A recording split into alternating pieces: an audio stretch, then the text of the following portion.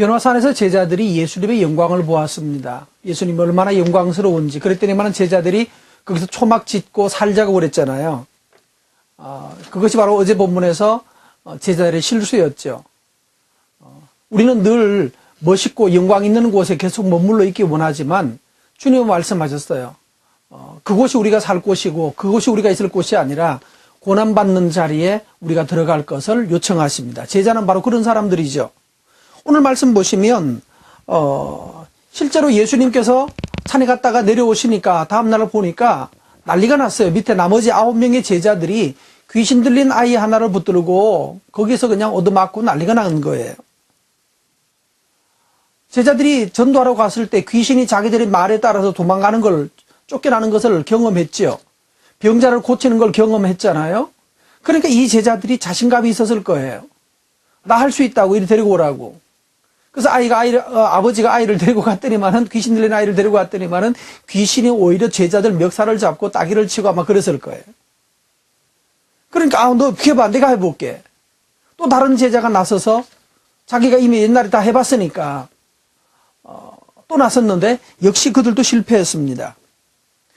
결국은 제자에게 살아가야 될 곳은 귀신이 날뛰는 세상에서 살아가는 것입니다. 하나님의 자녀들이 늘 묵상하면서 천국에서 늘 기쁨이 충만한 상태로 살기 원하지만 주님이 원하시는 것은 이 전쟁이 심한 세상에서 우리가 살기를 주님은 기뻐하시고 또 원하셔서 우리를 세상에 보내십니다. 그 제자들 보고 예수님 말씀하셨어요. 믿음이 없고 패역한 세대여 라고 말을 합니다.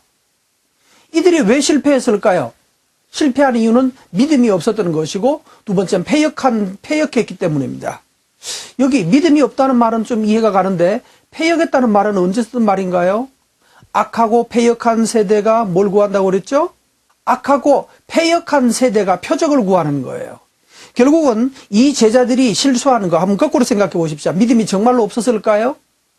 얼마 전에 전도하러 갔을 때 귀신들이 굴복하는 것을 보았고 병자가 낫는 것을 보았는데 이들이 믿음이 없었을까요?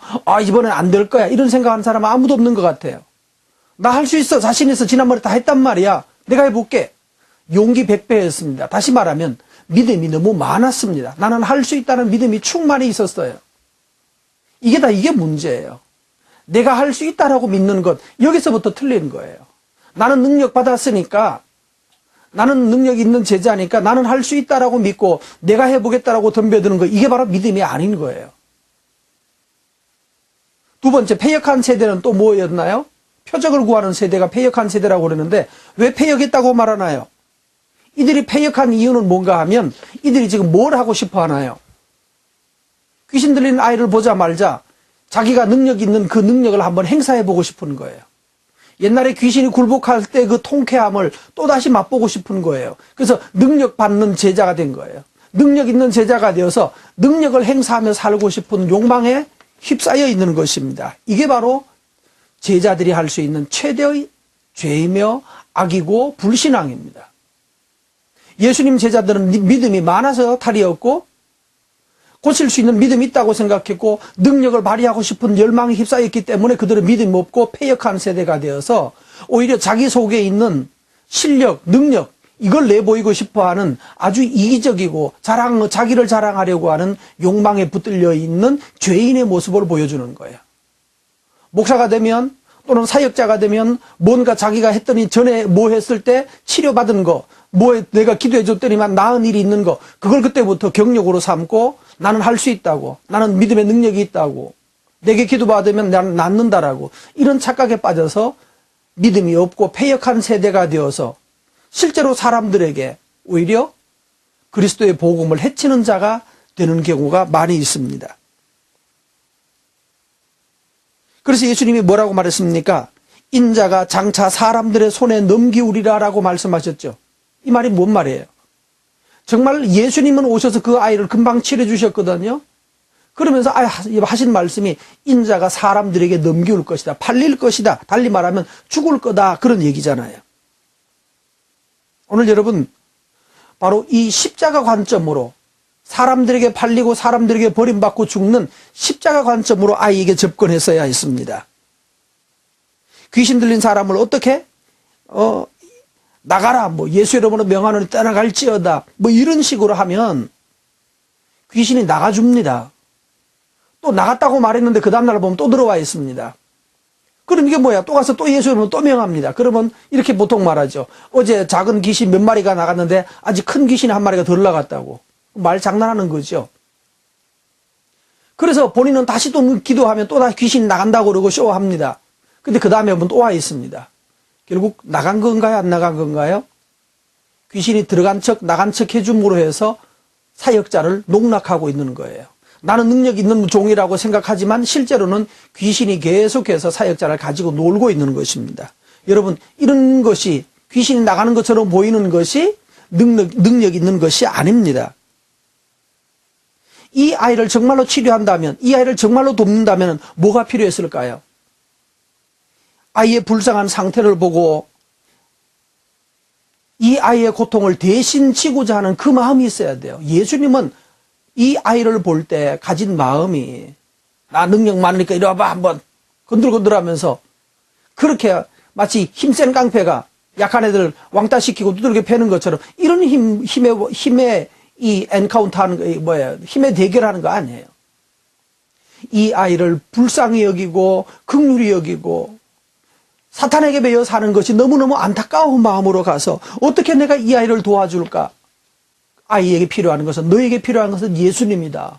너도 예수님이 너희 안에 들어오고 네가 예수님을 모시고 예수님을 따르면 너는 마귀에게서부터 자유할 것이고 너는 고침받을 것이고 나음을 입을 것이다. 하나님이 너를 고쳐주실 거다. 너에게는 예수님이 필요하다. 예수님을 영접해야 된다라고. 그래서 그 아이에게 정말로 필요한 것은 복음이고 예수님의 다스림 받는 것이지 귀신아 나가라 들어가라 이런 얘기하는 것이 아닙니다. 전 그래서 귀신 들리는 것처럼 보이는 사람들이 있을 때 절대로 하지 않는 것이 뭔가 하면 바로 귀신아 나갈지어다 들어갈지어다 귀신 이름이 뭐냐 이걸 묻지 않습니다. 왜냐하면 물으면 그 사람은 금방 자기 문제를 누구 탓을 하는가 하면 귀신 때문에 그렇다고 귀신 탓하면서 자기는 문제 없다라고 생각해요. 인간이 그렇게 간교하거든요. 사탄이 그렇게 가르치는 것 같아요. 그래서 귀신 얘기 하나도 하지 않습니다. 너가 지금 이렇게 파괴된 삶을 살고 있는 것은 너는 예수님이 없어서 그러고 복음이 없어서 너는 이 거짓에 속고 너 욕심에 속고 또 마귀가 너를 속이는 그 속임에 속아 넘어가서 그렇다고. 너는 예수님 영접하고 예수님 모시기로 하고 마귀하고 절교하면 된다라고.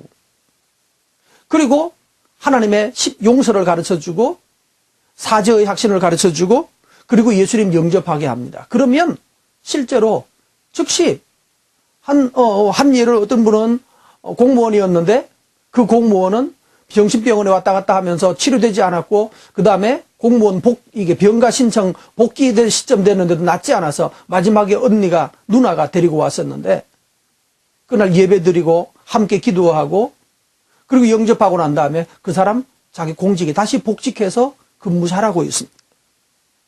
또 어떤 청년도 기도원에서 만났던 청년도 역시 같은 방법으로 아이와 함께 성경 로마서 공부하면서 그 아이에게 빛이 들어가니까 귀신에게 사로잡혔다고 어떤 기도원 원장한테 계속해서 무슨 떠나갈지어다 아직 큰 귀신 작은 귀신 나가는데 큰 놈이 한 놈 덜 나갔다고 이렇게 말하던 그 귀신 들렸다고 하는 아이가 멀쩡해졌습니다. 공부하다가 나중에 징집 명령이 와서 군대 입대했어요. 군대 갔다는 것은 괜찮았다는 얘기잖아요.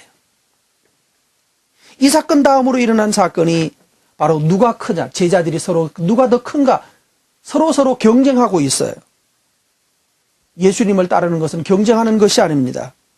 어린아이는 만만한 대상입니다. 만만하지만 그 아이를 만만하게 여기지 말고 정말 주인 모시듯이 예수님 모시듯이 영접하라고 말씀한 거고 귀신 내어 쫓는 사람은 나와 경쟁자가 될 만한 사람이죠. 경쟁자를 경쟁자로 여기지 말라는 거예요. 복음을 가진 사람이면 함께 협력하고 함께 동질하는 의식을 가질 것을 말합니다. 우리 제자들끼리 경쟁하지 않으셔야 됩니다. 만만한 사람 만만하게 대하지 않고 예수님 섬기듯이 섬기는 것, 그것이 바로 정말 귀신을 내쫓을 수 있는 하나님의 종인 것입니다.